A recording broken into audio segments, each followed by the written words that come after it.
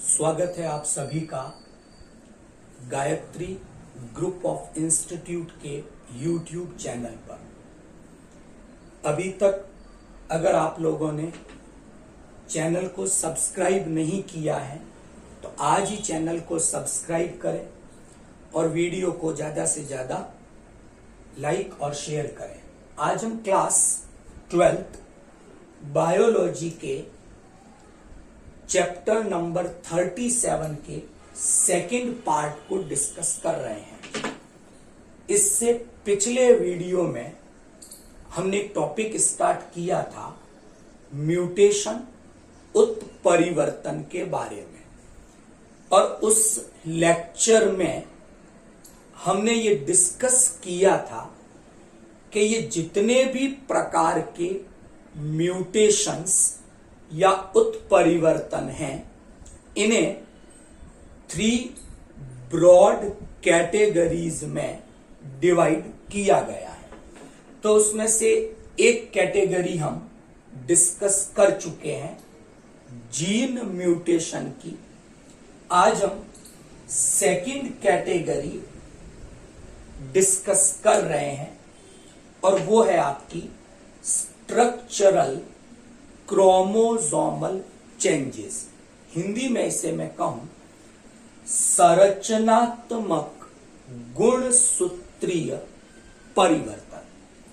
क्या होगा इसमें, कितने प्रकार के हैं ये, ऐसे परिवर्तन होने से क्या स्थितियां उत्पन्न होगी, ये वीडियो आज इस पर आधारित है। तो आज हम स्टार्ट कर रहे हैं सेकंड टाइप के म्यूटेशंस के बारे में, और हमने टाइटल दिया है उसका संरचनात्मक गुणसूत्रीय परिवर्तन। यहां तक कि क्या होगा इसमें कि ये जो म्यूटेशंस हैं, इनमें बेसिकली जो क्रोमोसोम है या जो गुणसूत्र है उसकी संरचना में परिवर्तन आएंगे।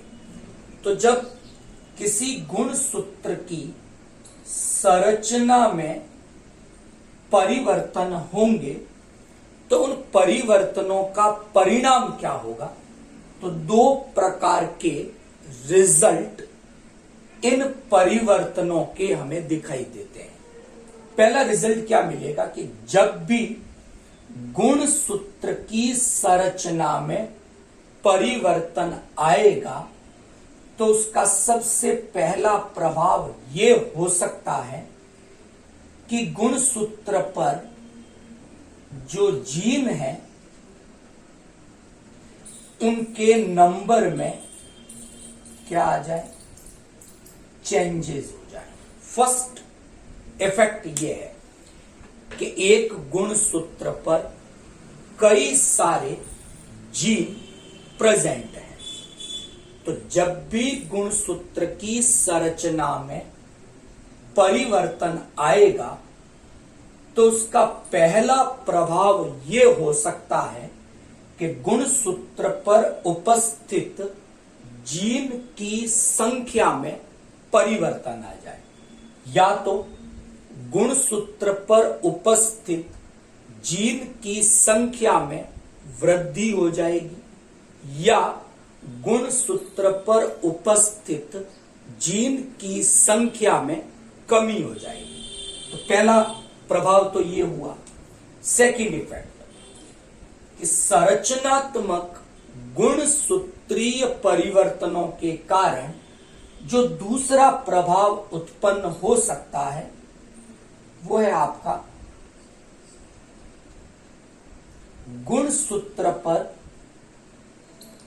जीन की जो अरेंजमेंट है कि एक गुणसूत्र पर खूब सारे जीन हैं, वो सभी जीन एक पर्टिकुलर ऑर्डर में, एक पर्टिकुलर सीक्वेंस में व्यवस्थित रहते हैं। तो संरचनात्मक गुणसूत्रीय परिवर्तनों के कारण दूसरा प्रभाव यह उत्पन्न हो सकता है कि गुणसूत्र पर जीन की जो व्यवस्था है या जीन का जो अरेंजमेंट है वो चेंज हो जाए, परिवर्तित हो जाए। तो जब भी कोई स्ट्रक्चरल चेंजेस क्रोमोसोम में आएगा तो वो दो प्रकार के प्रभाव उत्पन्न कर सकता है। या तो गुणसूत्र पर जीन की संख्या में परिवर्तन उत्पन्न कर दे, या गुणसूत्र पर जीन की व्यवस्था में परिवर्तन उत्पन्न कर ले। तो यहां तक आपको एक इंट्रोडक्शन समझ में आया। अब ये जो संरचनात्मक गुणसूत्रीय उत्परिवर्तन है, ये 4 प्रकार से हो सकते हैं, मैंने यहां मेंशन किया है। फर्स्ट कैटेगरी है डुप्लीकेशन, हिंदी में कहें तो द्विगुणन हो गया।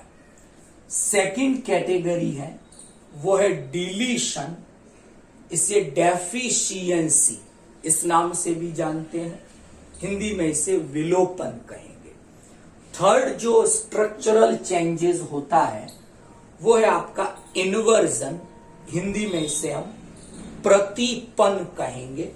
और लास्ट हमारा ट्रांसलोकेशन है, जिसे प्रतिस्थानांतरण के नाम से जाना जाता है। तो 4 टाइप के स्ट्रक्चरल क्रोमोसोमल चेंजेस के बारे में हम डिस्कस करेंगे।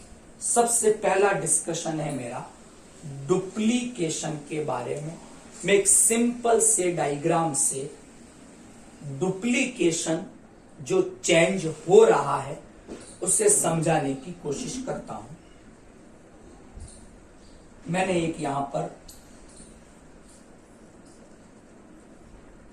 क्रोमोसोम को एक डायग्राम के द्वारा रिप्रेजेंट करने की कोशिश की है कि इस तरह का कोई एक क्रोमोसोम है और इस क्रोमोसोम पर ऐसे ए, बी, सी, डी, ई, एफ, जी और एच, ये कुछ जीन है वो व्यवस्थित है। मैंने एक हाइपोथेटिकल क्रोमोसोम बनाया। एक्चुअल में एक क्रोमोसोम पर तो कई जीन होंगे, तो यहां हमने एक गुणसूत्र को प्रदर्शित किया है और उस पर ए, बी, सी, डी, ई, एफ, जी, एच इस तरह से जीन प्रेजेंट है। तो यहां पर total number of gene 8 gene इस गुणसूत्र पर व्यवस्थित है। मान लो अब हुआ डुप्लीकेशन। क्या होगा डुप्लीकेशन में?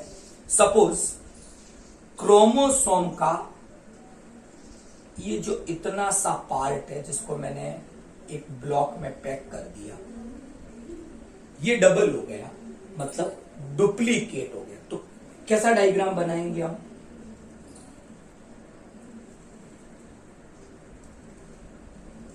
और वही 1, 2, 3, 4 जीन यहां है। ओके, अब मैं इसको रिप्रेजेंट करने की कोशिश करता हूं। तो क्या हुआ यहां पर? इधर तो कोई दिक्कत नहीं, ए, बी, सी और डी। जो पार्ट रिपीट हुआ इतना सा, तो इस पार्ट पर जो जीन है वो भी डबल हो गए, रिपीट हो गए। तो हम क्या रिप्रेजेंट करेंगे? ई,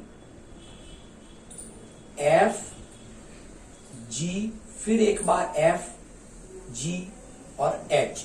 मतलब यहां पर जो ये पार्ट डुप्लीकेट हुआ, तो इस डुप्लीकेट पार्ट पर जो जीन थे वो भी डबल हो गए। तो अब पहली स्थिति में तो हमने डिस्कस किया था कि टोटल नंबर ऑफ जीन 8 थे।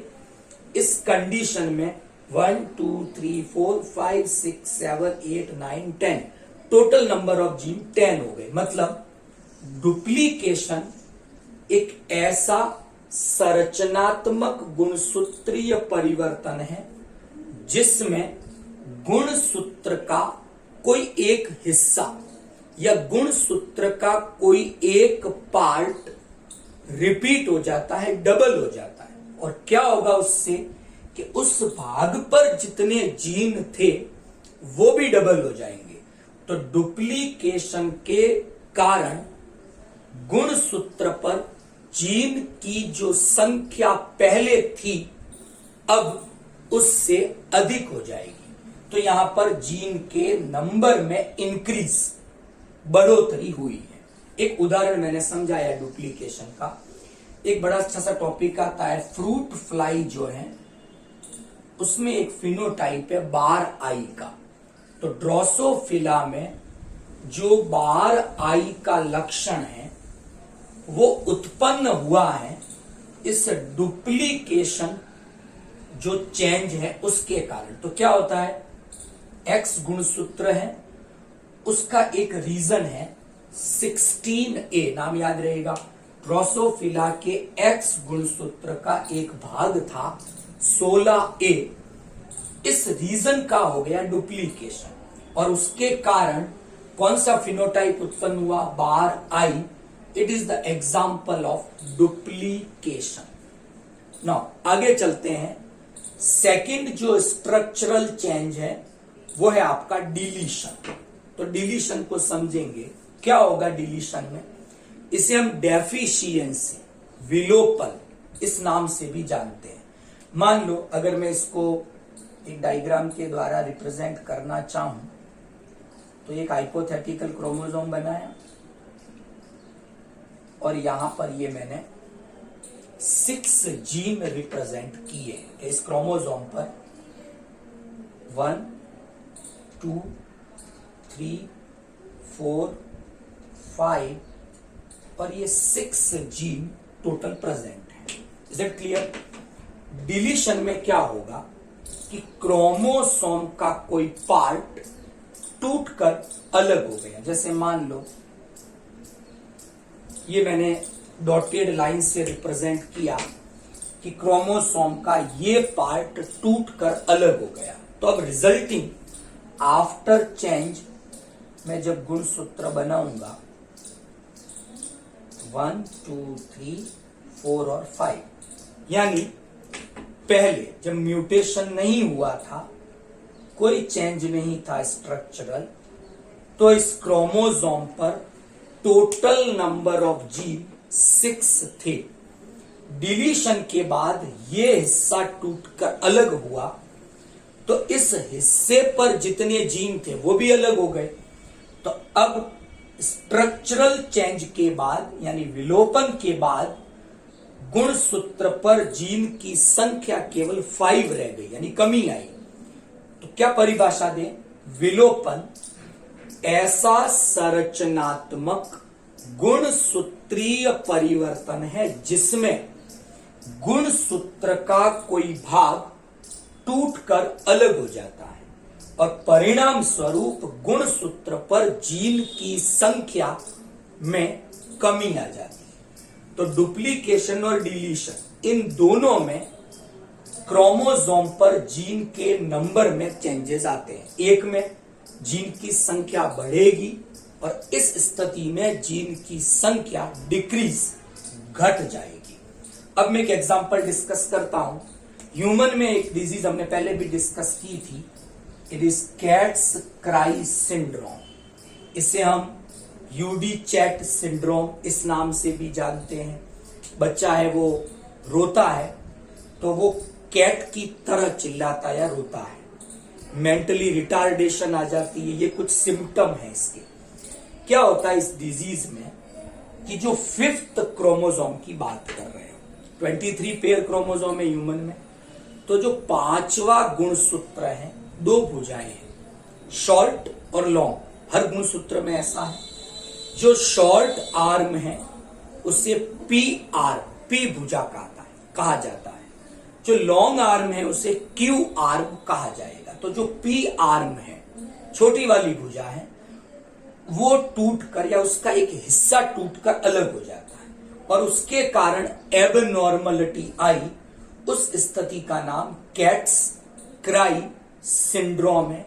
इसे यूडी चैट सिंड्रोम इस नाम से भी जाना जाता है।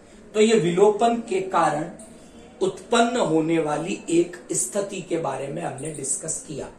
तो पहला डुप्लीकेशन डिलीशन, दोनों में कॉमन क्या बात थी कि दोनों ही स्थितियों में गुण सूत्रों पर जीन की संख्या में परिवर्तन आते हैं। डुप्लीकेशन में जीन की संख्या बढ़ेगी, डिलीशन में जीन की संख्या घट जाएगी। अब नेक्स्ट 2 डिस्कस करते हैं हम। ये दो जो हैं, इन दोनों में कॉमन बात क्या है वो डिस्कस करनी है। Inversion, translocation. तो जो सेकंड चेंज था, ये इन्वर्जन में और ट्रांसलोकेशन में क्रोमोसोम पर जो जीन की संख्या है उसमें कोई चेंजेस नहीं आएंगे। Before changes and after changes chromosome पर जीन का नंबर सेम रहेगा। केवल क्या चेंजेस करेंगे, जीन की अरेंजमेंट में चेंजेस आ जाएगी, जीन की व्यवस्था में परिवर्तन आएंगे। तो पहले हम डिस्कस करते हैं इन्वर्जन। देखो, इन्वर्जन का सीधा सा मतलब है कि क्रोमोसोम का कोई पार्ट क्रोमोसोम से टूटकर अलग हुआ, वापस जुड़ा, लेकिन जुड़ने से पहले 180 डिग्री पर वो घूम गया। तो जो सीक्वेंस है वो 180 डिग्री से चेंज हुई। डायग्राम से इसको इजीली एक्सप्लेन करेंगे कि मैंने ये यहां पर एक हाइपोथेटिकल क्रोमोसोम बनाया। अच्छा, ये पार्ट है वो सेंट्रोमियर है क्रोमोसोम का, और ये यहां पर मैंने 1 2 3 4 5 1 2 3 और 4 ये कुछ जीन यहां पर अरेंज किए। सीक्वेंस दे दे हम इनकी, कोई भी सीक्वेंस दे सकते हैं हम। P Q R S T, फिर यहां पर U V W और X, मैंने एक सीक्वेंस यहां पर दी है। अब हम क्या करवाएं, इन्वर्जन करवाएं। क्या होगा इन्वर्जन के बाद, मान लो मैंने ये वापस इस क्रोमोसोम को बनाया, अब सीक्वेंस चेंज कर देनी है। तो मान लो क्या हुआ था कि इतना हिस्सा टूटकर अलग हो गया, जिस पर Q R S ये जीन थे, और ये पार्ट वापस आकर जुड़ा। तो जुड़ने पे क्या हुआ, P तो वैसा ही था, T में कोई चेंज नहीं, U में कोई चेंज नहीं, V में कोई चेंज नहीं, W में कोई चेंज नहीं, X में कोई चेंज नहीं। अब जो हिस्सा जुड़ा, पहले अलग हुआ था, तब उसमें सीक्वेंस क्या थी, Q R S। अब वो 180 डिग्री पे रोटेट किया हमने, तो S यहां आ गया, R यहां आ गया और Q यहां आ गया। तो इस इन्वर्जन की स्थिति में क्या हुआ कि जीन का नंबर तो पहले भी कितना 9 था, अभी भी 9 है, लेकिन सीक्वेंस पहले अलग थी, अरेंजमेंट अब अलग है। इस कंडीशन को हम इन्वर्जन कहेंगे, बात याद रहेगी। अब ये इन्वर्जन की क्रिया 2 प्रकार से होती है, जैसा हमारी बुक में दिया है कि अगर, जैसे ये सेंट्रोमियर है, कि अगर इन्वर्जन की क्रिया सेंट्रोमियर के एक और हो, या तो लेफ्ट में हो या राइट में हो, मतलब सेंट्रोमियर इन्वर्जन की प्रोसेस में पार्टिसिपेट ना करे, तो ऐसे इन्वर्जन को पैरासेंट्रिक इन्वर्जन कहेंगे। बात याद रहेगी। जो मैंने अभी एग्जांपल दिया है इस डायग्राम में, जो समझाने का प्रयास आपको किया है, वो पैरासेंट्रिक इन्वर्जन का उदाहरण है। सेंट्रोमियर इसमें पार्ट नहीं ले रहा है, केवल उसके एक और इन्वर्जन की क्रिया हो रही। लेकिन अगर सेंट्रोमियर भी पार्टिसिपेट करता, सपोज कि क्रोमोसोम यहां से नहीं टूटकर क्रोमोसोम का इतना पार्ट टूटता, यानी S T U V gene अलग हो जाते, फिर जुड़ते, तो V U उधर चले जाते, T S इधर आ जाते। तो अगर इन्वर्जन की प्रोसेस सेंट्रोमियर के दोनों ओर हो और सेंट्रोमियर खुद पार्टिसिपेट करे, तो ऐसे इन्वर्जन को पेरीसेंट्रिक, और अगर सेंट्रोमियर भाग न ले तो पैरासेंट्रिक, भाग ले तो पेरीसेंट्रिक इन्वर्जन इसे कहेंगे। एक एग्जांपल लेते हैं, ह्यूमन में ग्रोथ का रिटार्डेशन, कई बार जो वृद्धि है वो अवरुद्ध हो जाती है। कई प्रकार के कैंसर हैं, इन सब के साथ इन्वर्जन जुड़ा हुआ है। कौन से क्रोमोसोम का? ह्यूमन में 9th जो क्रोमोसोम है, 9वां गुणसूत्र है, उसमें इन्वर्जन के कारण कई प्रकार के कैंसर उत्पन्न हो जाते हैं, वृद्धि अवरुद्ध हो जाती है। ऐसे लक्षण इन्वर्जन की घटना के साथ जुड़े हुए हैं। ओके, लास्ट पार्ट अब हम डिस्कस करेंगे, ये है ट्रांसलोकेशन। क्या होगा इसमें, मैं डिस्कस करता हूं इसको। तो ठीक इन्वर्जन के समान ट्रांसलोकेशन में भी जीन के नंबर में कोई चेंजेस नहीं आएंगे, केवल जीन की व्यवस्था में परिवर्तन आएगा। क्या होगा ट्रांसलोकेशन में कि 23 पेयर क्रोमोसोम है, एक जोड़ी के जो 2 गुणसूत्र है वो तो होमोलोगस है, लेकिन पहली जोड़ी का गुणसूत्र तीसरी जोड़ी का, 5वीं का, 10वीं का, ये आपस में नॉन होमोलोगस है। तो बात कर रहे नॉन होमोलोगस गुणसूत्रों की, हिंदी में कहें तो असमजात गुणसूत्रों की बात करेंगे। तो क्या होता है ट्रांसलोकेशन में कि गुणसूत्रों के कुछ भाग आपस में आदान प्रदान करते हैं, लेकिन ये जो आदान प्रदान हो रहा है वो होगा असमजात गुणसूत्रों के बीच में, यानी तीसरी जोड़ी के गुणसूत्र का कोई हिस्सा 5वीं जोड़ी के गुणसूत्र पर चला जाए और 5वीं जोड़ी का हिस्सा तीसरी जोड़ी पर आ जाए, तो ये आपस में नॉन होमोलोगस थे। तो ये जो आदान प्रदान हुआ उसे हमने ट्रांसलोकेशन कहा है। नोट करने वाली बात कि अगर यही आदान प्रदान समजात गुणसूत्रों के बीच होता तो इसे हम क्रॉसिंग ओवर कहते, जीन विनिमय कहते, लेकिन यही आदान प्रदान यहां पर असमजात नॉन होमोलोगस के बीच में हो रहा है, इसलिए इसका नाम क्या दिया, ट्रांसलोकेशन। एक एग्जांपल से समझते हैं।